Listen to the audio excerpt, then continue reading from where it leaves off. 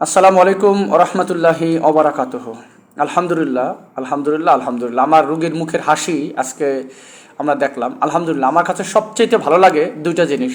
সেটা হচ্ছে যখন একটা লোক একজন রোগী অসুস্থ অবস্থায় থাকে এবং সেই অসুস্থ অবস্থা থেকে সুস্থ হয়ে যখন হাসিটা দেয়, ওই হাসি আমার কাছে সবচেয়ে প্রিয় হাসি। আর এক হাসি হচ্ছে ছোটো বাচ্চাদের মুখের যে হাসি, নাবালক যে শিশু, তার যে হাসি, এটা হলো জান্নাতের হাসি। তো আল্লাহ পাক আলহামদুলিল্লাহ। প্রিয় ফ্যান ফলোয়ারবৃন্দ, দেশ দেশের বাহিরে যেখানে অবস্থায় আছেন, সকলকে আন্তরিক শুভেচ্ছা এবং অভিনন্দন জানিয়ে আমরা আমাদের সেই রুগী সাগরী, তার সম্পর্কে আমরা আজকে বলবো, যিনি UTI, urinary tract infection with, ওনার হচ্ছে ডায়াবেটিস মেলাইটাস, যেটা আনকন্ট্রোল ছিল। এটা খুব খারাপ অবস্থায় ছিল, যাকে আমরা শেরেবাংলা মেডিকেল কলেজ হাসপাতালে ভর্তিও করেছিলাম।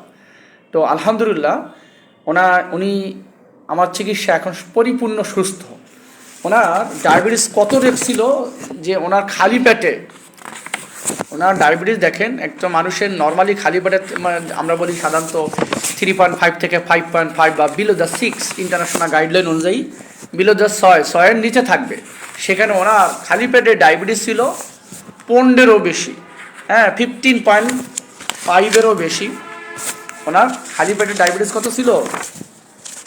দেখেন, ওনার খালি পেটে ডায়াবেটিস ছিল 15-এরও বেশি, 15-এরও বেশি ছিল ওনার খালি পেটে ডায়াবেটিস।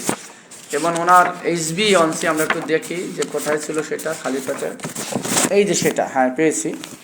এই যে সেটা দেখেন, ওনার ফাস্টিং ব্লাড সুগার উনি ছিল 15.42, যেখানে থাকে নর্মালি বিলো দ্য 6। ওরা যে রিয়াজেন দিয়ে করছে 4.1 থেকে 6.4। আর খাবার 2 ঘন্টা পর যেটা ছিল 30.12, যেটা একটা ম্যালিগনেন্ট, একেবারে খুব খারাপ অবস্থা। এইরকম অবস্থা থাকলে সাধারণত পেশেন্টের মারাত্মক ক্ষতি হয়ে যায়, মাল্টি অর্গান ইনভলভ হয়ে যেতে পারে, পেশেন্টের স্ট্রোক হয়ে যেতে পারে, পেশেন্টের অবস্থা খুবই খারাপ হয়ে যাওয়ার কথা। এবং এই পেশেন্টের লাস্ট 3 মাসের অ্যাভারেজটা ছিল, দেখেন, এই পেশেন্টের এই র্যান্ডম ব্লাড সুগারটা ছিল 23, যেখানে নর্মালি 7.8-এর নিচে থাকবে, সেখানে ছিল 23। এবং এই পেশেন্টের লিপিড প্রোফাইল, রক্তের চর্বির অবস্থা খুব খারাপ ছিল। নর্মালি LDL সবচেয়ে খারাপ চর্বি, সেটা থাকার কথা ছিল আমার 100 কম, সেটা আছে 108.20। যেটা ট্রাইগ্লিসারাইড, এইটা থাকার কথা ছিল 150-র কম, সেখানে ছিল 313, ডাবলেরও বেশি। এবং ভালো চর্বি, ভালো কোলেস্টেরল, যেটা আমরা বলি HDL, হাই ডেনসিটি লাইপোপ্রোটিন, এটা মাত্র 22, যেখানে থাকার কথা 45। রোগীর অবস্থা খুবই খারাপ ছিল। এবং লাস্ট 3 মাসের অ্যাভারেজ ডায়াবেটিস যেটা ছিল, এই ডায়াবেটিসটা লাস্ট 3 মাসের অ্যাভারেজ 11.8। এটা নর্মালি থাকার কথা 6-এর নিচে বা 6.5-এর নিচে, সেখানে 11.8। আলহামদুলিল্লাহ। তো আজকে ওনার ফাস্টিং ব্লাড সুগার দেখেন কত কম। আল্লাহর রহমতে খালি পেটে যেটা ছিল 15.42, সেইটা মাত্র 7.1।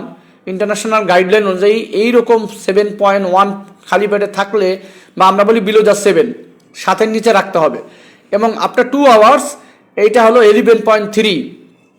এটা আগে ছিল 30.12, 30.12, যেখানে 30, এখন 11.3, অনেকটাই নিয়ন্ত্রণ হয়ে গেছে আলহামদুলিল্লাহ। তো আমরা রুগীদের দেখাই। আসসালামু আলাইকুম সাগরী, কেমন আছেন?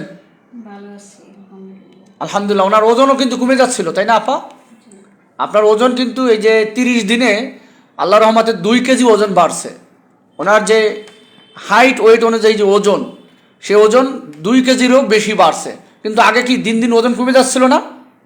বমি করতেন, খাইতে পারতেন না, পেট ব্যথা ছিল, প্রস্রাবে ইনফেকশন ছিল, UTI ছিল।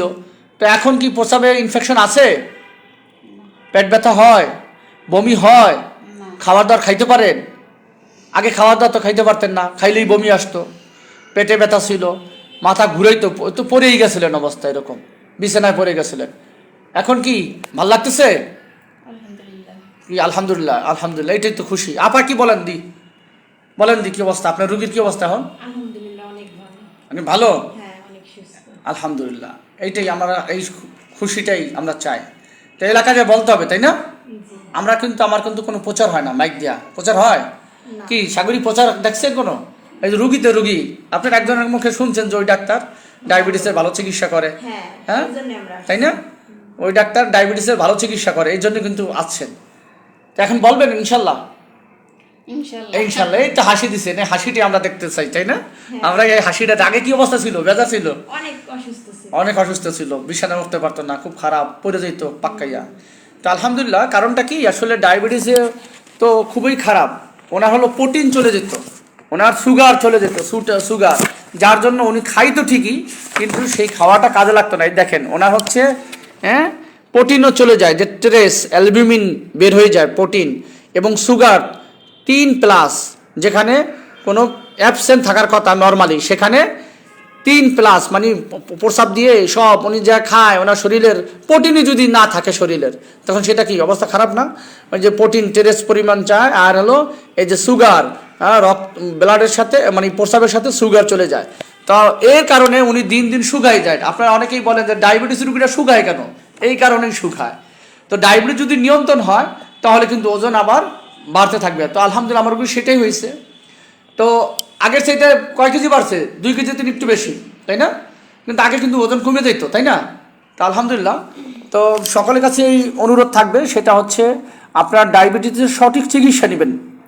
যদি ডায়াবেটিসের সঠিক চিকিৎসা নেন তাহলে ইনশাল্লাহ রোগী ভালো থাকবে। এই রোগী কিন্তু অন্য জায়গায় গেছে। কোথায় গেছিলেন আপা চিকিৎসা নেওয়ার জন্য বলেন তো? ঢাকায় গেছিলেন। আর কোথায়? মাদারীপুরে আর কোথাও দেখাইছেন? দেখাইছেন। আর কি হয়তো মাদারীপুর দেখাইছেন, আর কোথাও দেখাইছেন? সালাউদ্দিন হাসপাতাল দেখাইছেন, বিভিন্ন জায়গায় দেখাইছেন। ওইটা রাজর টেকারাডো দেখাইছিলেন? রাজর দেন নাই, মাদারীপুর আর ঢাকা। ঢাকা 2বার গেছে। তার ঢাকার চাইতে ভালো চিকিৎসা পাইছেন? আলহামদুলিল্লাহ। আলহামদুলিল্লাহ, মাদারীপুরে বিভিন্ন জায়গায় গেছেন। তো আলহামদুলিল্লাহ, আসলে আল্লাহ সুবহানাহু ওয়া তাআলা মানুষের সঠিক রোগ ডায়াগনোস করার তৌফিক দান করেছেন, এই জন্য লাখ লাখ শুকরিয়া জানাচ্ছি। আপনারা যারা ডায়াবেটিসের রোগী, এইরকম ডায়াবেটিস নিয়ে চিন্তিত, বিভিন্ন জায়গায় দেখানোর পরও নিয়ন্ত্রণ হচ্ছে না, চলে আসতে পারেন আসমত আলী খান সেন্ট্রাল হাসপাতাল, মাদারীপুর সদর, মাদারীপুর 3য় তলা, 315 নম্বর রুম, শনিবার থেকে বৃহস্পতিবার।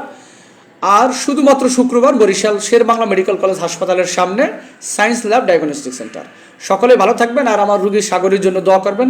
আল্লাহ সুবহানাহু ওয়া তাআলা গরিব মানুষ, তাকে যেন পরিপূর্ণ সুস্থতা দান করেন।